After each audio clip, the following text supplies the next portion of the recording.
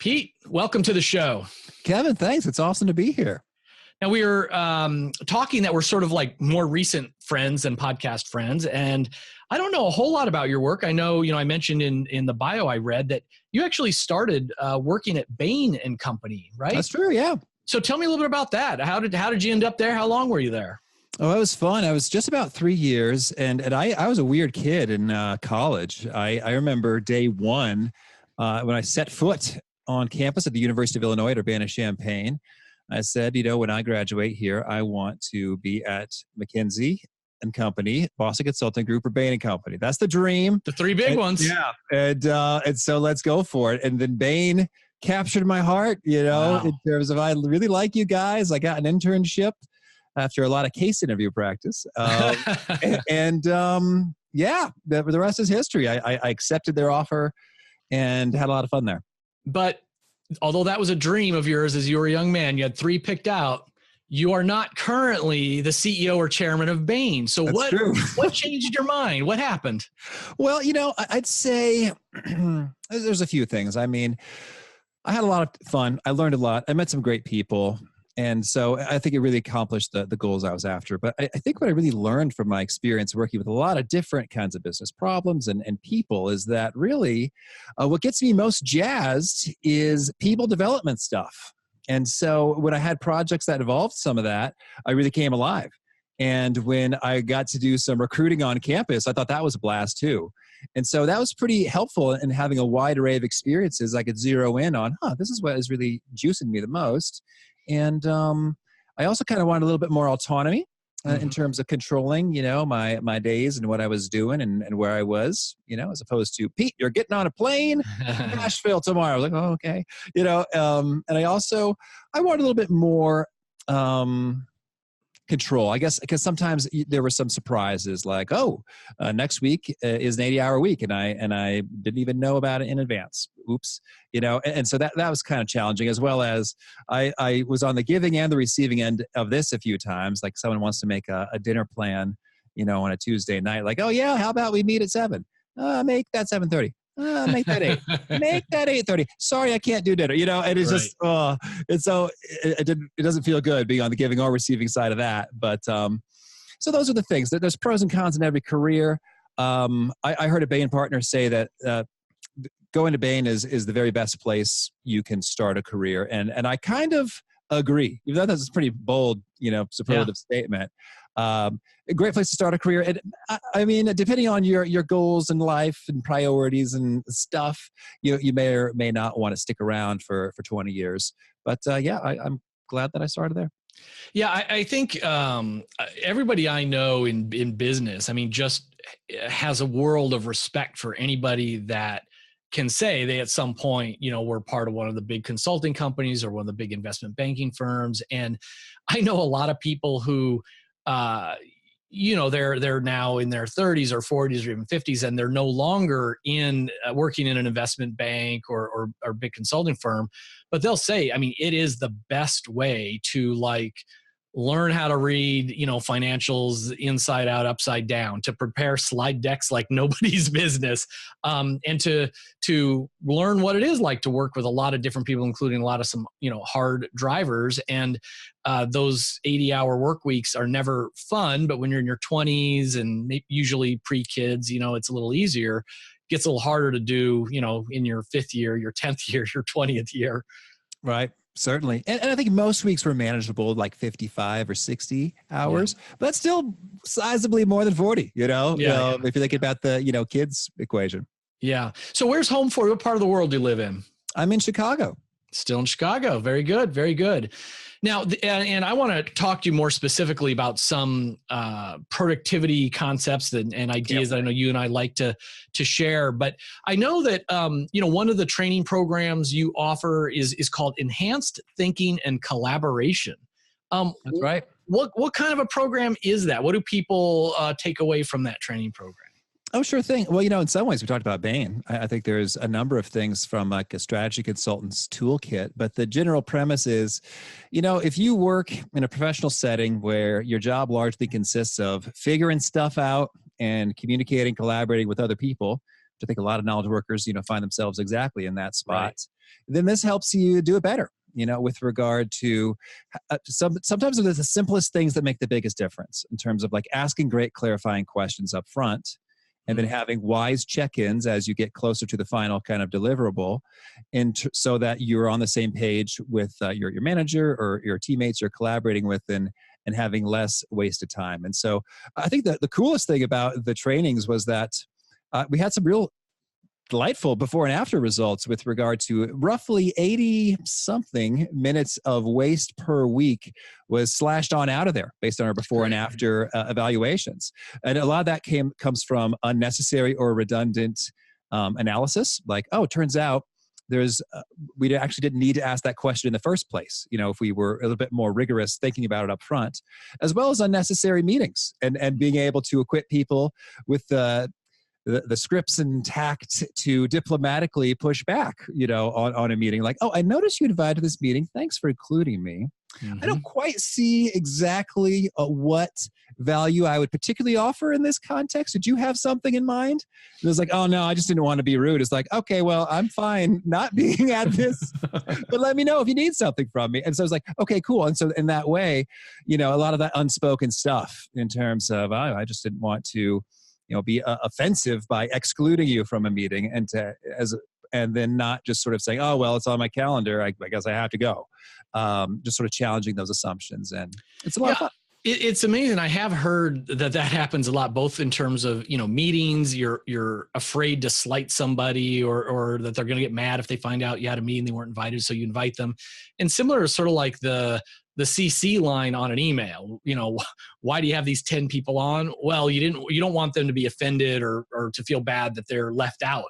And meanwhile, it's sort of, I think now it should be the culture where, I would rather you accidentally leave me off of an email than to put me on, right? Right. When in it's doubt. rude to put me on the CC. It's rude to invite me to the meeting. But I know in a lot of cultures, it isn't quite like that. And a lot of people do have that FOMO, fear of missing out, and they like to go to those meetings or see those emails. So it's kind of tough. But so I'm curious with that course, is this is an in-person course, a live course? That's right. Yeah. So we have about 11 sessions. And so they each last about 90 minutes. And it's the first and the last are in person. So I kind of get to know people. And then the others are remote, but all the attendees are in the same room. So great way to do it. Sort of like a designated logistics coordinator at the client side and say, hey, could you please print out these slides in advance? And then at the designated moment, I'll say, hey, split into groups of 2 or 3, distribute these slides. And now here we're going to do the exercise. So that's how it goes down. And who would be the typical buyer? Is this a head of HR, a head of learning and development, or someone else? Often I find that they are included in the conversations leading up to the purchase, but more so it's a business unit manager or a bum. I just business unit manager, BUM. But I like that. Like, let's say you're the manager of a radio frequency team at a leading telecommunications company for a given market. I had a few repeat clients like that. So it's like, all right, maybe it's it could be Verizon, T-Mobile, AT&T, Sprint, whomever. It's like, okay, hey, the Chicago group of engineers wants to think and collaborate better. Oh, well, now so do the New England engineers, and now so do the San Diego ones. Also, we had a customer service and analytics team. So that's kind of the deal. It's like folks they're seeing, I think things could be a little sharper. I think we could do a little bit less rework. And I think that we could be a little bit more on point with regard to, the analyses that we're choosing to do and the presentations from them to be all the more impactful. And that's sort of, if you got that inkling, then it might be the thing for you. Yeah. That's great. That's great to hear. And I appreciate that. It's, I noticed that on your website and it was fascinating, including those before and after results. And again, I mentioned, and we'll mention it at the end, but you can actually see these before and after evaluations from different engineering teams at awesomeatyourjob.com/training-programs. Thank you. So you're too kind with the plug. Oh, no, it's really cool stuff. I mean, there's tons. I've been doing corporate training stuff for 30 years. So few people even try to look at actual measurable results or T1, T2. It's a shame. Yeah. It's just crazy. This is like, I mean, this goes back a few years, but I was face to face with the vice president of training at a major top 10 pharmaceutical company. And I was encouraging her and I was bragging, like, our training gets results. You should measure, before and after, blah, blah, blah. And she paused. She's like, why in the world would I ever want to measure to see if my training programs were getting results? And I thought I didn't understand. So I just was quiet. And she said it again. And I said, well, why wouldn't you? She says, what if the results are bad? I don't want my boss to know. She literally said that to me. I mean, didn't even try to hide it, So well, I'll tell you, it's true. I mean, it takes some boldness. And I remember this all grew out. I was coaching someone actually, and this is how it emerged very organically. He said, you know what? These are really great skills. I want my whole team to know them. I was like, well, you know what? We could probably figure something out. And this is what has emerged and evolved over some iterations. And it was so interesting because I wanted some results as well. But I was a little nervous about the level of scrutiny that does invite, for you. And I remember I was chatting with someone who worked with teachers and principals and developing them. And I mentioned to her, I was like, oh, we're doing this evaluation with these questions. And she's like, oh man, good luck. Yeah, right. I think that's our why. That's why it doesn't happen. It's because people are scared. They're going to look like a bum. It's like, hey, sorry, you spent $13,000 on this and it actually didn't do anything for you. Right. But you want to renew? Yeah, no, but I think now, I mean, it gives you some swagger when you can show those kinds of charts, because even if they don't want to take the time, to do the before and after for their own group, then kind of wave it around with some confidence that, all right, this is stuff that's gonna change some. Right. Yeah. So that's great. Well, I'm curious about, some of your ideas and content, and a great place to start is I know, you have some thoughts about how should we go about when it comes to prioritizing. Oh, sure thing. And that's one of the main reasons that those clients saw those gains with regard to a reduction in wasted time. And so I'd say I've got 3 key tools. Consultants and their 3 things, huh? Yeah. That's are you going to whip out a 2x2 grid in a second? And the first is on a 2x2 matrix. Upper right. Well, and so the first of them is what I got to get a good name for it, but I guess it would be sort of like the yield ratio or something. Is I like to think about things quantitatively. There's that consulting with spreadsheets in terms of, all right, when it comes to prioritizing, it's like generally you want to get some kind of a result, and you've also got some kind of a constraint. And so for me in business, one of the key results I'd like to generate more of is profit. I'd like to generate more profit. And one of the key constraints I've got is I've only got so many hours in the day. And so thusly, in terms of thinking, boy, should I do, which of these 20 initiatives should I really pursue? I like to actually look at them all on the basis of the expected profit generated per hour demanded. And so it is amazing how, and I've got a simple spreadsheet, happy to share that with your listeners, that helps you within maybe 5 minutes get a rough sense of that number. Yeah, you make some assumptions and some guesstimates in terms of getting there, like how many years do I think this will be a profit stream or a savings stream? And what's the probability of success that this thing is going to really fly versus just not work out at all the way I hoped it would? But then, sure enough, you're making your best guess assumptions for all of these elements of how many hours do I think this thing will take and how much money will it save and all that. And then it's amazing when you behold them all on one sheet, you're like, wow, before I thought those 2 initiatives were roughly equal and I couldn't decide between them. But lo and behold, this one I expect to be generating, $2,000 of profit per hour. And this one I expect to be generating $90 of profit an hour. I'm going to go with the $2,000 one. And then sort of in 5, 10, 20 minutes, the light comes on and there's huge illumination. So that's one of my favorite tools there is what's the outcome per constraint. And there's other ways that you can use that beyond just money. Like for example, right now, I've been on a quest, and I've done this maybe 5 times successfully, and I'm doing it again, is I am seeking to find world-class writing and coordination talent in the Philippines at a great price, like under $12 an hour. So now the challenge is, I have a high standard, and maybe 1-ish% of candidates will meet it. And so that can create quite a lengthy process, a challenge in terms of how do I get what I'm looking for. And so what I find is the outcome I want is how can I very quickly disqualify those who are not going to ultimately, be worthwhile in terms of, the top talent. But the constraint I have is I can't give them like a 4-hour application to do with no, money. It's like, who's going to put themselves to that? Right. And so then I think about, okay, what is the disqualification percentage, per minute of their time I'm burning? Yeah. And so a high yield question might be, hey, I'm paying this much. Does that work for you? And what are you currently being paid? Mm-hmm. And so like in less than 1 minute, they could say, yeah, that's awesome. That's a 30% bump for me versus, oh no, actually I'm kind of getting more already. So in under 1 minute, we know, okay, we don't have a fit here. And maybe another 1 minute thing is go to speedtest.net. Tell me what your upload download numbers look like. Oh, that's a great one. It's like, oh, they're too small, unfortunately, for us to do a Skype or a screen share, and our collaboration will really be impeded. So I guess, this won't work. So how could I kind of really zero in on finalists quickly based upon the fact that I want to get a lot of insight in 1 minute of their time they're spending filling out that application? Yeah, those are some great screeners.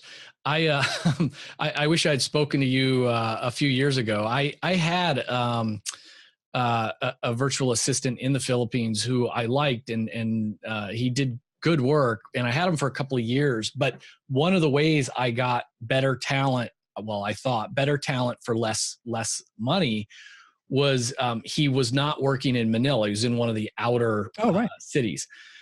And I found out that it's not just that the Wi-Fi and the internet was a little spottier, but in monsoon season, they would just lose electricity for days on end. I mean, so he would just go dark. He couldn't even communicate with me. And I bought his family a generator. Oh, look at what a good man. Good man. Well, I mean, I think the family appreciated the generator because I said, just buy it and use it and do whatever you want, and I gave them extra for the fuel for it. Your family can use it, whatever.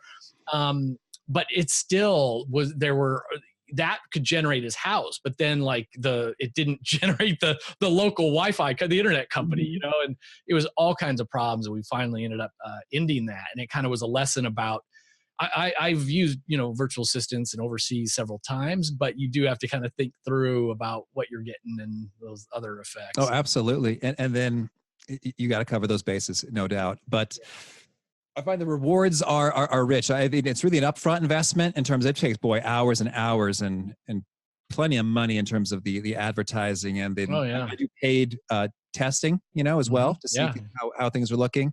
So it does take, numerous months to recoup, that upfront investment in terms of, savings relative to maybe the US or European worker. But I find it worth doing. And it's just fun. I don't know. Yeah. It's fun to be able to pay someone a salary that thrills them. Oh yeah. As opposed to I guess I can scrape by on this for a little while until something better comes along. Oh yeah.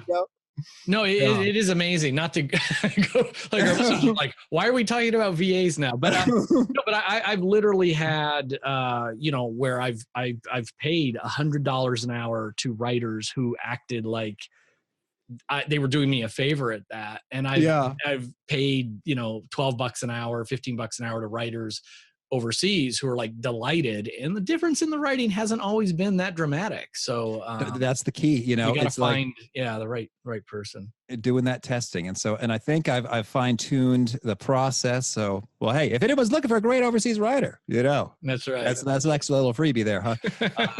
Holler. All right. So Pete, here's another productivity thing. And it was one of the 15 secrets that I wrote about in my book, 15 Secrets Successful People Know About Time Management. It's one of my favorites, the Pareto Principle, the 80-20 rule. But you say sometimes people get it a little wrong.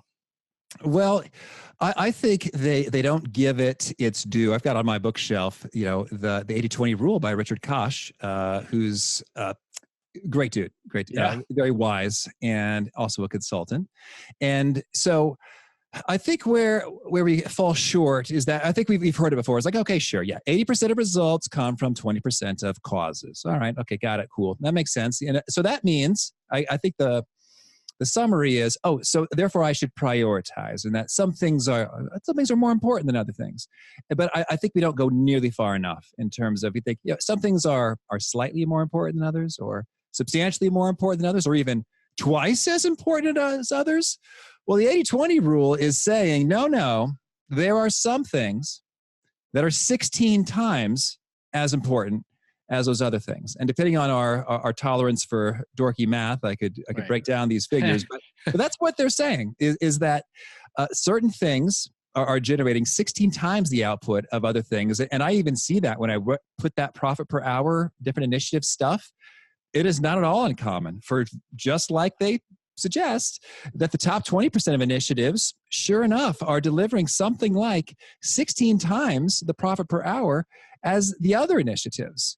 And it's huge. And I think about a lot of times in terms of time savings, like you can do the task hundreds of times. I think about podcast, editing, Sure. maybe.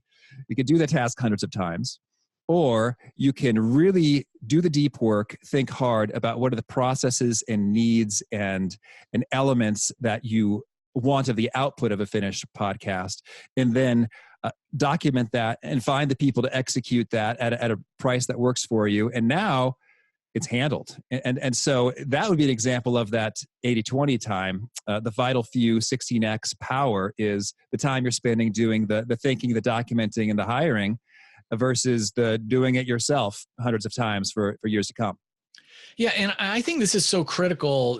A lot of my listeners are entrepreneurs, small business people, and I've got my own now just over 2-year-old startup, and it is so easy to fall into that trap where it feels like there's this thing that I could do it and be done with it in an hour today. That's below my quote unquote pay scale or whatever. But like, I know how to do it and it needs to get done soon. Like, let me just do it and move on, knowing that it might take a lot of hours to then go through that, train someone, hire someone, whatever it is.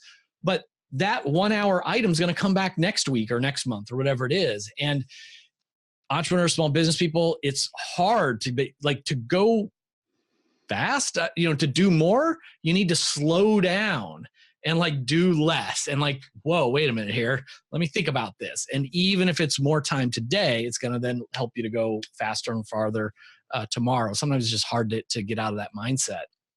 Oh yeah, I'm with you, and I'm starting to get more and more intense about this in terms of, I think a lot of things that think, it's only take me a couple minutes, but I'm sort of thinking now, it's like, okay, if this thing takes me 3 minutes, and I have to do it every week, then that's 156 minutes or 2.5 hours every year. So if I could spend 2 hours up front systematizing, thinking about the process or the means by which this could be automated or made unnecessary, then I'm going to be able to recoup that investment, within a year. And 100% ROI is pretty fantastic. That's pretty fantastic. So right. I have sort of gotten all the more intense about, eliminating those things. And I think it's one thing if like you enjoy it, it's like, what? I enjoy mowing my lawn, maybe. I don't know. Just for example. It's like, that's a task you could outsource, sure. But if you find a certain fulfillment, Right. That is a beautiful lawn and I have mowed it and I enjoyed the process of being outdoors and smelling it, well, then by all means, go for it. But I think other things, if it's like, just has to get done. I don't really enjoy it, but it's pretty quick. I would say, see if you can automate, outsource, systematize that. Yeah, no, that's great. I often will lightly complain about how many times I'm running to the grocery store in a given week. Oh, yeah. And I finally realized if I keep doing this long, it is because I like it. It gives me an excuse to get out of the house or to like get among people and, go do something that's not work related. So, it's not a productivity thing. It's definitely a weird enjoyment thing. So give me an example of using the one thing question repeatedly to get some greater insight. Oh, sure. Yeah. Well, that would be sort of the third tool, I guess. The first was the outcome per constraint. The second, the 80-20 rule. And the third, the one thing question. So I had Jay Papasan, which is the co-author with Gary Kelly. Gary. Keller, yeah. Keller. On the One Thing book. And he was a great interview, a lot of fun having him on the show. And I have just found that so handy. So the one thing to recap is, what's the one thing you could do such that by doing it, everything else becomes easier or unnecessary? So I think that's worth chewing on for a moment. I might say it again. What's the one thing you could do such that by doing it, everything else becomes easier or unnecessary? And so I find it really helpful to think about that kind of multiple times over to drill down deep into something. So for example, right now, we got 2 kids under 2 years old at home. Boy, one thing that would make everything else easier is sleeping more. Right. And so then I asked the question again. It's like, okay, well, what's the one thing I could do such that it would be easier to sleep more? And I think, well, we got to get Jonathan, the kid, to sleep better. It's like, okay, well, what's the one thing that would make him sleep better? It's like, well, maybe he seems to wake up in the middle of the night kind of thirsty, and I'm thirsty too. Maybe the air's kind of dry. How about? It's like, well, what's the one thing I could do to reduce the air bead? Get the idea. It's like, well, fill the humidifier. And so by doing the process of the hard thinking, we can zero in on, okay, if I take 2 minutes to fill the humidifier and turn it on, I may save a full hour of sleep because there's less of a wake up going on. And that's a huge return. I spend 2 minutes, I get an extra hour of sleep. And then because of the sleep, you got some nice momentum going. Everything else seems a little easier and brighter Yeah. as a result. So I think it's great to ask that question and then to ask it again. Maybe one more example might be, so along with the kids, I've maybe developed a bit of a dad bod, getting some more of the weight. And so it's like, okay, well, how can I eat better? What's the one thing that would make a difference for eating better? It's like, well, eating more salads. Well, what would make it easier to eat more salads? It's like, well, if I had a great salad container such that I didn't have to, take out all the romaine, cut half of a head and then put it back and then use that to make one salad. If I had just one container that has numerous salads, then that'd be really efficient and easy to do. It's like, well, what would make it easier to have that container? It's like, well, I guess I just have to make these measurements because I want to be pretty big and not a tiny little thing.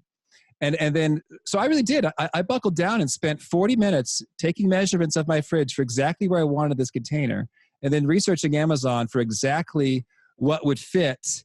And I found the perfect salad container, Kevin. And Nice. I'm eating way more salad, and I'm losing fat. That's great. All coming together. Yeah.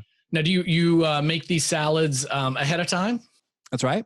And so, is it like you're doing food prep on Sunday night and it lasts all week, or is it like you prep it in the morning so you eat it for lunch instead of a sandwich? Well, no, it's multiple days. So I would estimate this container could fit. I see. It's like in one big container. Yeah. So 6 to 8 sort of handfuls. It's like salad consists of now of, I grab a handful of the stuff that's already in there, the romaine, the lettuce, the peppers. Grab a handful of that. Add some cheese and some pepper and some dressing and some the tortilla strips. Yeah. And boom, salad made in 1 minute because most of it was pre-made in advance. Yeah, no, that's great. I am trying to get back on that myself, and for the same reason. And I just bought a bunch of those jars so I could make each salad in its own. Oh, those do look good on.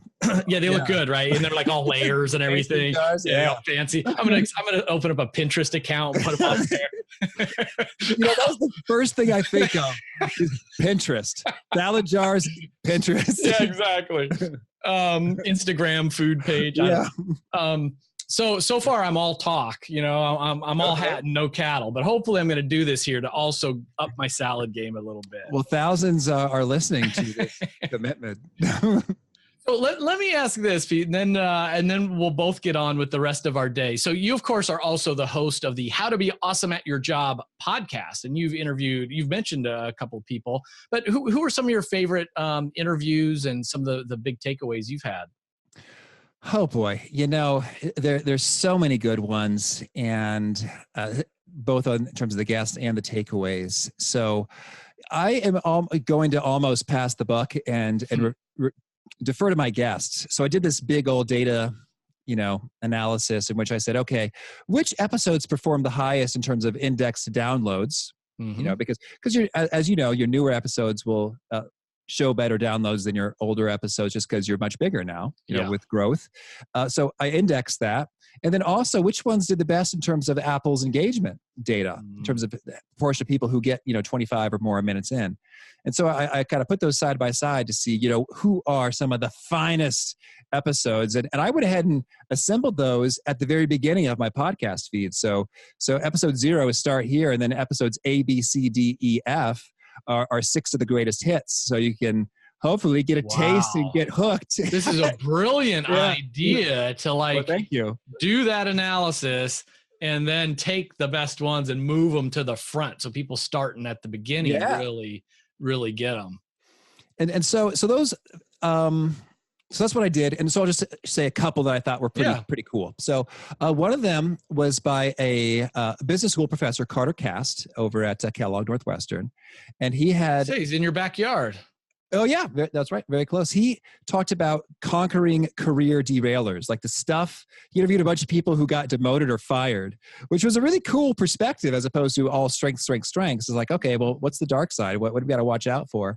And really highlighted that many of us can speak to our strengths well, but have a harder time articulating, what is it about you that could hurt you? What's the danger in overusing some of your strengths?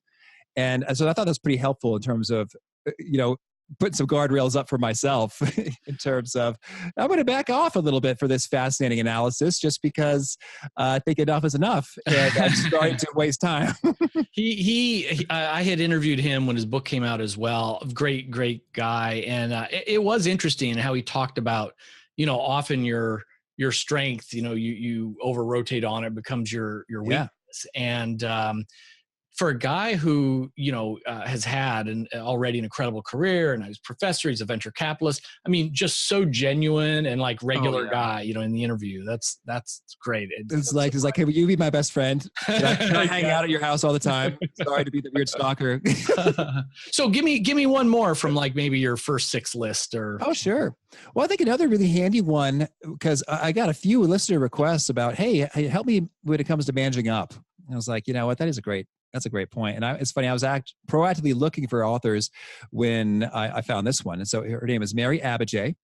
And so we talked about how to manage your manager. And the best tip she offered, it was so brilliant, it was that it can be really helpful to take a moment and really just have a conversation with your manager up front, even if you've been working with that person for years already, in terms of saying, what, I'd really like to get clear on, hey, what does winning mean for the organization, for the team, for me? How do you think about quality? What are some expectations you have that people frequently, don't make that kind of frustrate or annoy you?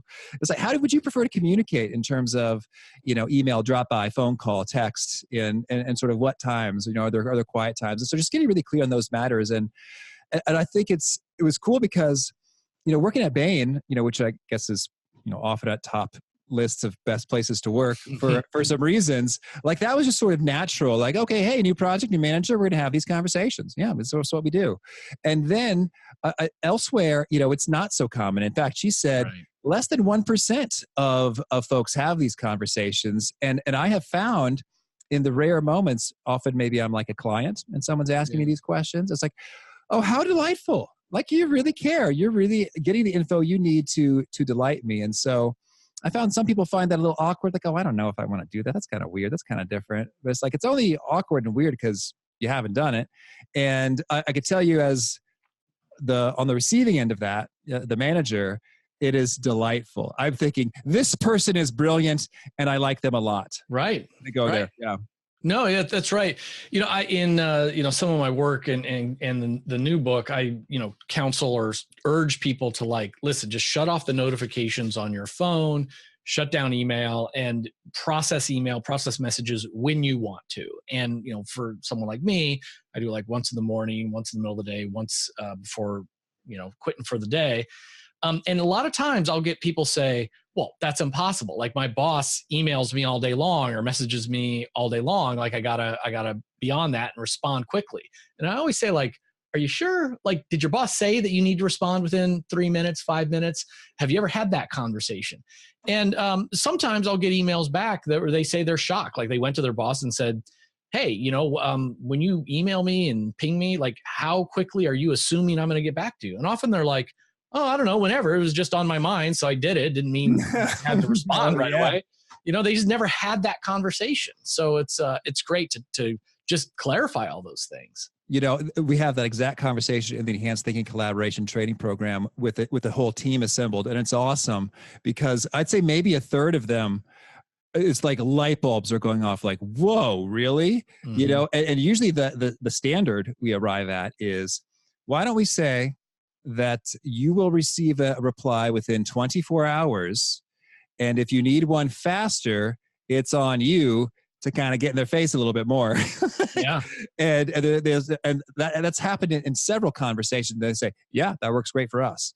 So if you just have that conversation, set that norm, boy, I mean, a huge weight could be lifted off of your daily shoulders. Like, I mean, go for it. Yeah, that's great stuff. So, Pete, tell us the best way we can find out more about your work, your training program, and certainly your podcast. Oh, sure thing. Yeah. Well, I'd say, if you want to talk about the training program, you can email me, pete@awesomeatyourjob.com, or just peruse the stuff at awesomeatyourjob.com with the training program tab. If you want to hire an amazing worker overseas at a good price, we could talk about that too. I'm in the throes of that, and I might have some extra winners from my application pools. And yeah, but really, I think the podcast is where it's at. So I would say fire up your podcast app of choice, type how to be, and it may well autocomplete for you. You'll see a friendly yellow art. And check out some of those favorite episodes, A, B, C, D, E, F, at the very beginning of the feed. And I hope you love them. How to be awesome at your job. Pete, thanks for joining us on the LEADx and also the Extreme Productivity Show. Oh, thanks, Kevin. It's been fun. Thanks.